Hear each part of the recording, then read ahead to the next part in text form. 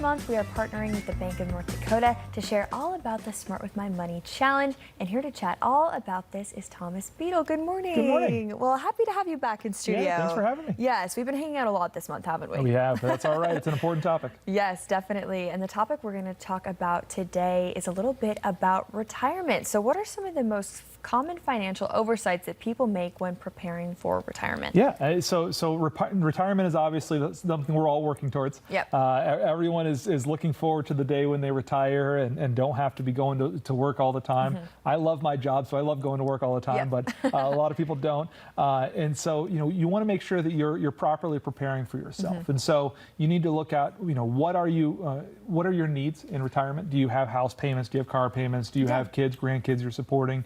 What are your needs? What are your potential costs that you might face with long-term care? Do you have long-term care insurance? Do you have other coverage that can help with that? And so that'll all help you set aside for how big of a nest egg do you actually need to help with retirement. Okay, so how can a well-crafted budget help some of these issues? Yeah, I mean, the biggest thing for retirement is understanding what are your needs going to be. What's your cash flow coming in? What's your cash flow going out? And so if you know what your expenses are, if you can properly manage the expenses, as well as making sure you have enough set aside for a rainy day or those incidentals that happen, then that will allow you to know, okay, I need to have this much set aside, because then when I'm drawing 4 or 5% off of this, or I'm living off the dividends off of this, that'll be enough to cover my needs, especially when I partner that with Social Security coverage or my Medicare coverage that I have for to help my healthcare costs, or maybe my company's retirement plan. Make sure that you're able to set aside enough that you can cover everything when all those are coming into consideration. Definitely. So how important is it to reassess your investment strategy as you approach retirement? Yeah, and so a lot of folks set up investment accounts early. When you set it up early, you tend to be a little more risky in nature. You're long-term thinking, and so you might be pretty heavy into equities that historically have a much stronger growth potential and have earned a lot more, but they're a little more of a roller coaster. They go up and down.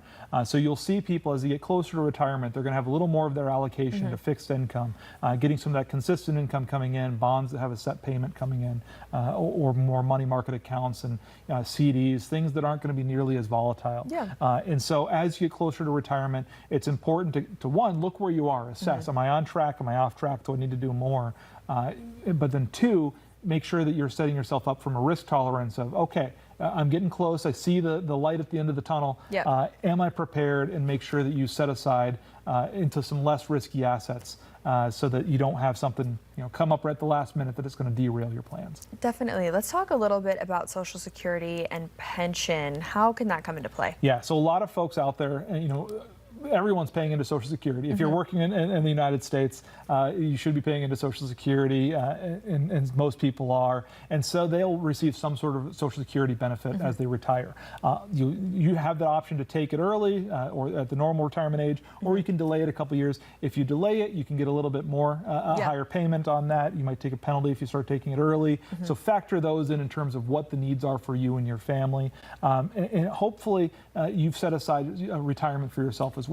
If you happen to be a teacher, teachers have pensions set up. Some other employee groups will have a pension set up. And so that might be a dedicated payment coming in each month based off of that pension. If you don't have an employer with a pension, they still should be offering a retirement plan, or you'll have access to IRAs or other things that you can invest in that can help be inflationary adjustment. Because even pension programs, when you start getting that, it's not necessarily going to grow with inflation. It's going to be based off of what your earnings were before. And so setting up some supplemental retirement plans, seeing what else you might have, will help you deal with the inflationary increase in costs over time as well. Okay, certainly good to know. So beyond the financial aspects, what lifestyle considerations should future retirees think about? I mean, when you're retiring, hopefully you're in good enough health. You're going to be able to travel. You're going to go visit loved ones. You're going to be going to your kids and grandkids to when they have soccer games or plays or whatever.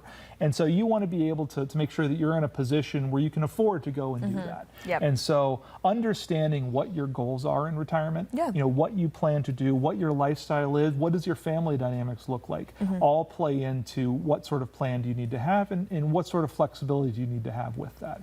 And so, hopefully you've put yourself into a situation by that point that you have some of that flexibility. You maybe aren't going to go and refinance that house and take all the equity out of there, because now you owe house payments for even longer. And if that's not in your plan and you haven't prepared for that, that could cripple your monthly cash flow coming out of there. And so just understanding where you are at, that'll impact what loans you might want to take, how much you have on your credit card, which hopefully is nothing. All the different stuff that's out there. And so really just understanding your cash flow in and out will help you come up with that plan. Well, wonderful. Where can we go for more information about everything we talked about and any other financial questions? Yeah, we've got all sorts of tips and tricks, whether you're 18 or 80, wherever you are in your financial life journey. Smartwithmymoney.nd.gov has a lot of learning modules on there, self-paced, help understand your money personality.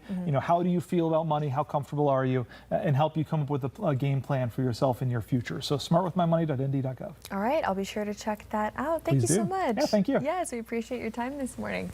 And everyone at home, stick around. More North Dakota Today coming right up for you after the short break.